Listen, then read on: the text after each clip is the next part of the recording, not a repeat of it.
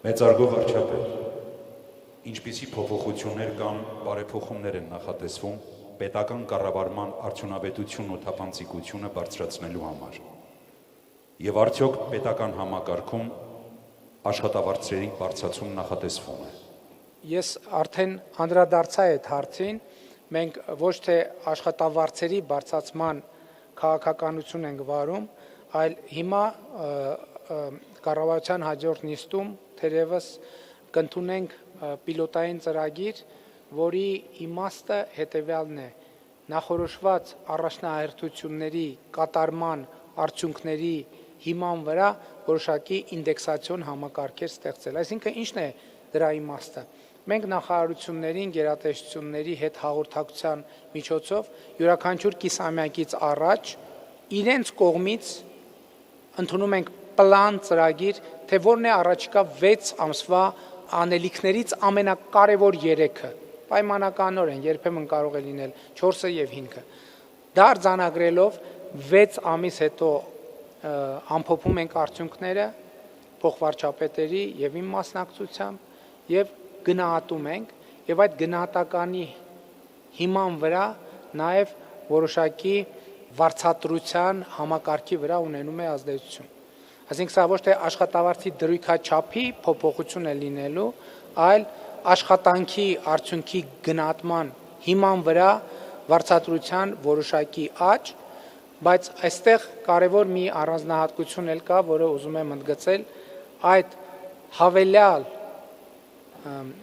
վարձատրության որոշակի մասը մենք կուղղորդենք դեպի այն ստացող պաշտոնյաների կրթություն։ Այսինքն հաջորդ կիսամյակը գնահատելիս մեզ համար կարևոր կլինի, թե ստացված հավելյալ գումարը տվյալ պետական աշխատողը ինչքանով է ծախսել սեփական կրթությունը բարելավելու վրա։ Այսինքն կարճ ասած, եթե մարդը այդ գնահատման արդյունքում ստացել է 10,000 դրամ հավելյալ, պայմանական ասած, մենք նախ կսահմանենք դե յուրե, որ օրինակ դեռ չենք որոշել, դա փորձագիտական գնահատման հարց է, որ այդ 10,000 դրամից 1,000-ը պետքա որևէ կրթական ծրագրի մասնակցելու վրա ծախսի, եւ այդ մասնակցությունը եւ մասնակցության արդյունավետությունը հիմնավորող փաստաթղթեր պետք է լինեն, եւ որի արդյունքում մենք ենթադրում ենք հաջորդ կատարողականը ավելի բարձր կլինի, հաջորդ այդ հավելավճարը ավելի բարձր կլինի, աշխատանքը ավելի արդյունավետ կլինի եւ հանրային գոհունակությունն էլ կավելանա։ Ես արդեն ասացի, մեր խնդրեմն է նա, որ մենք խոսում ենք անընդհատ մեր կրթության եւ մեր որակավորման բարձրացման անհրաժեշտության մասին, բայց մոտիվացիոն համակարգեր իրականում չկան, ընդ որում մոտիվացիոն համակարգերը կարեւոր են այդ օրակարգը մեզ հիշեցնելու մասին, որովհետև ամենօրյա աշխատանքը ի վերջո մոռացության է տալիս, ինչքան էլ մենք գաղափարապես նվիրված լինենք այդ օրակարգին, բայց ամենօրյա աշխատանքը կարող է մոռացության տալ։ Եվ հետևաբար առաջիկա կառավարության նիստում մենք կխոսենք այդ մասին, հարցը ենթադրում եմ կդնենք զեկուցման, իհարկե նաև հետագայում իրազեկում տեղի կունենա, որը իմիջայլոց այս պիլոտային ծրագիրը հետագայում հիմք կդառնա նաև հանրային ծառայության համակարգում վճարումների, վարձատրությունների, աշխատավարձերի համակարգի բարեփոխման համար։ Ինչպիսին կլինեն այդ բարեփոխումները, կախված կլինի այս պիլոտային փորձնական ծրագրի արդյունքներից եւ նրա վերլուծությունից։ Խնդրեմ հաջորդ հարց։ Մեծարգո վարչապետ, ինչպես եք գնահատում թրիվ նախաձեռնությունը որպես երկարաժամկետ տնտեսական եւ ռազմավարական հնարավորություն Հայաստանի համար եւ ո՞րն է մեր երկրի առանցքային դերը։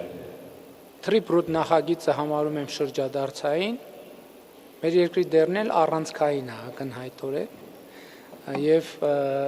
չգիտեմ էլ ինչ իմաստներ էր դրվել հարցի մեջ, այսինքն շրջադարձային նախագիծ մեր երկրի առանցքային դերակատարմամբ։ Ինձ թվում է սրանով ամեն ինչ ասվել է։ Չէ, ուրիշ բան ենթադրում եմ չարժի։ Ոչ թե չարժի այն իմաստով, որ ինչ որ բան կա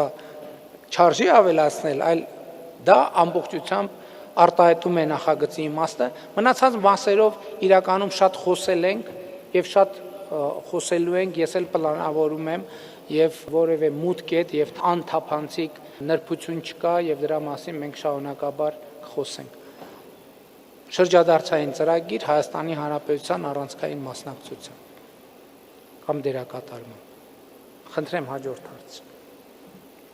Մեծարգո վարչապետ,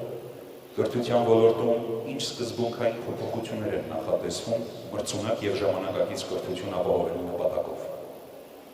Դե ըստ էության շատ ծավալուն հատված է իմ ելույթի դրան էր նվիրված։ Ես կարծում եմ, որ կրթության նպատակը ճշգրտելը շատ կարևոր բան է եւ ես փորձեցի դա անել եւ մեր ռազմավարություններում դա մենք փորձում ենք անել։ Ամենևին պատահական չէ, որ նորակառույց դպրոցներում մենք այդ կարգախոսը կարևոր ենք համարում, որ լինի ուղղված երեխաներին, լավ սովորիր, որ լավ ապրես։ Որովհետեւ իսկ ինչու պետք է մարդը լավ սովորի։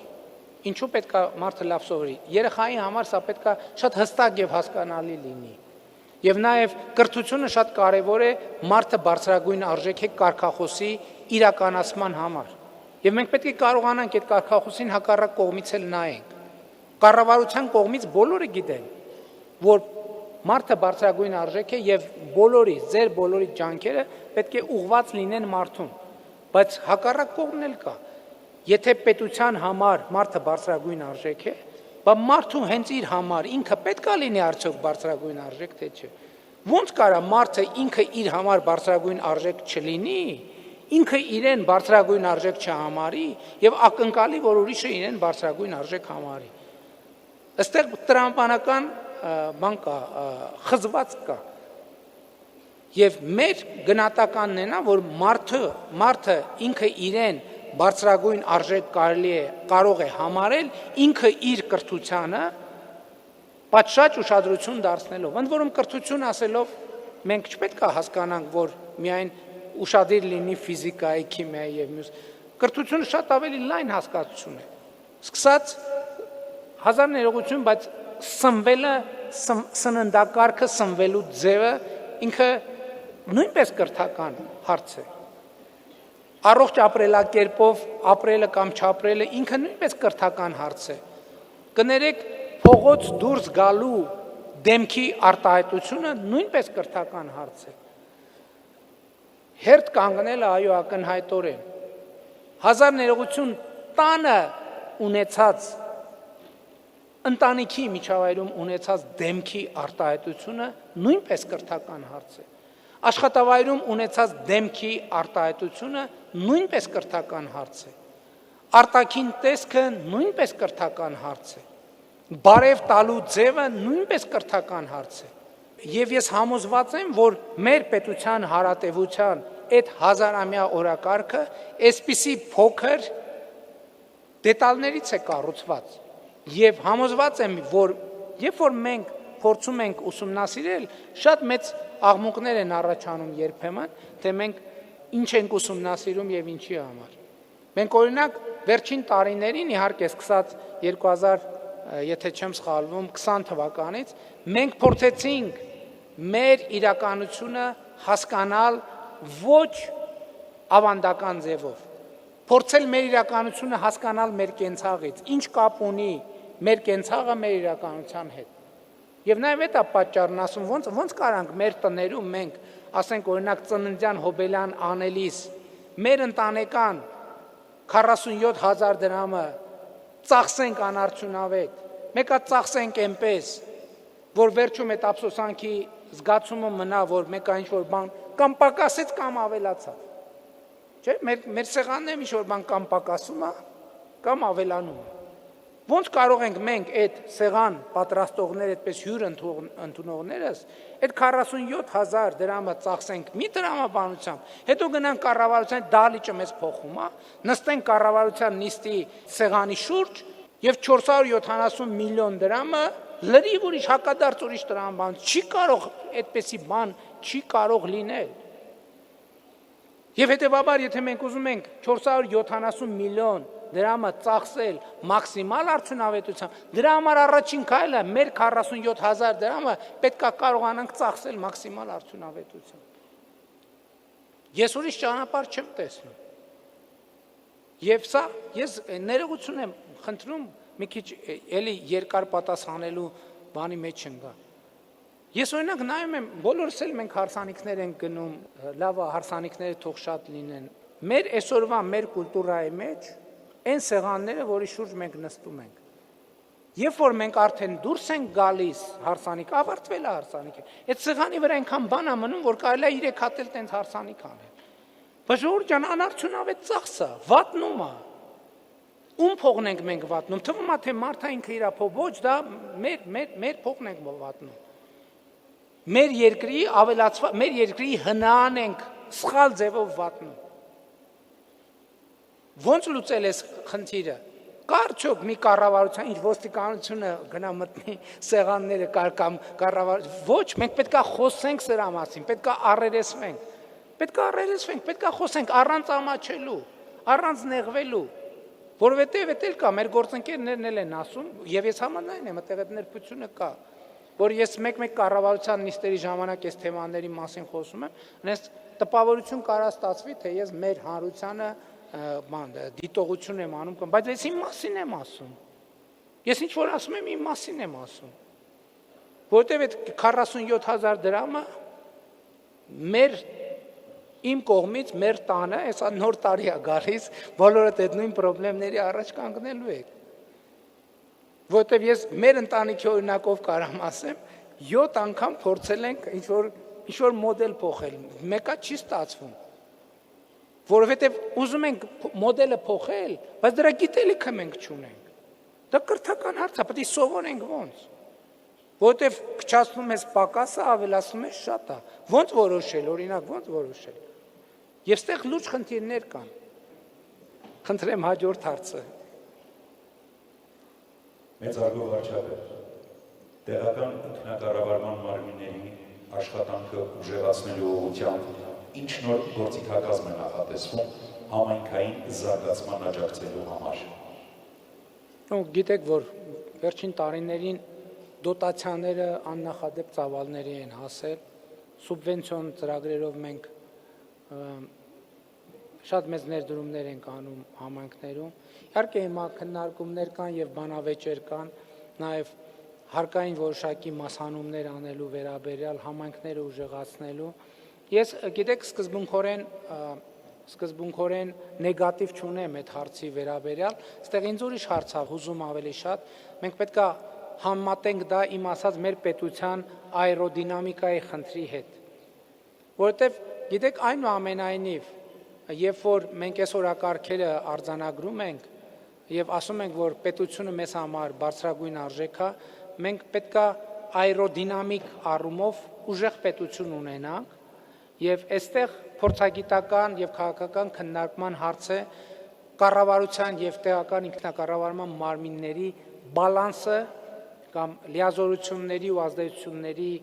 բալանսը որ կետի վրա պետք է լինի, ընդհանրապես այդտեղ որևէ ռիսկ կա պետության աերոդինամիկայի առումով թե չկա։ Ես չեմ բացառում, որ չկա, ես չեմ բացառում, որ կա, բայց ես ասում եմ, եկեք գիտակցված եւ ինֆորմացված որոշում կայացնենք, որպեսզի իմանանք ինչ ենք անում։ Չստացվի, որ մենք հիմա որոշում կայացնենք, իմիջիայլոց էդ էլ է կարևոր։ Մենք շատ դեպքերում, օրինակ, եւ դա նորանկախ պետության հատուկ երևույթ է կամ երկար ավանդույթներ չունեցող, մենք ռեկոմենդացիաները երբեմն կատարում ենք առանց այդ ռեկոմենդացիաները միջազգային կազմակերպությունների նկատի ունեմ, առանց խորությամբ վերլուծելու, որովհետև էլի կատարենք, բայց հասկանալով կատարենք, որովհետև նույնիսկ ամենալավ բանը առանց իր նրբությունները հասկանալու իրականացնելը ինքը բերում է խնդիրներ, որովհետև այդ բարեփոխումը իրականացնելու անբաժանելի մաս է այդ բարեփոխումը գենետիկ մակարդակով հասկանալը։ Հնարավոր չէ այդ բարեփոխումը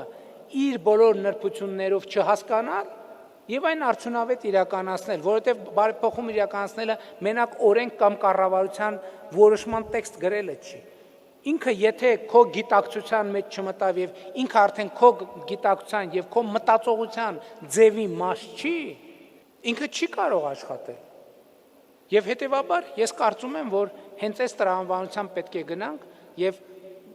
ես կարծում եմ այդ սկզբունքն էլ կարեւոր է, որ Հատկապես պետական մարմիններում այդ խնդիրը մենք ունենք, որ մարդիկ երբեմն կաշկանդված են գաղափարներ առաջ քաշելու հարցում։ Մենք պետք է այդ մթնոլորտն էլ ստեղծենք, որ մարդիկ ստեղծագործական լինելու ազատություն ունենան, ոչինչ թող գաղափարը կմերժվի, ողբերգություն չկա։ Այն իմաստով, որ առաջ քաշվող գաղափարների մեծ մասը այսպես թե այնպես մերժվում են։ Չի կարա լինի, որ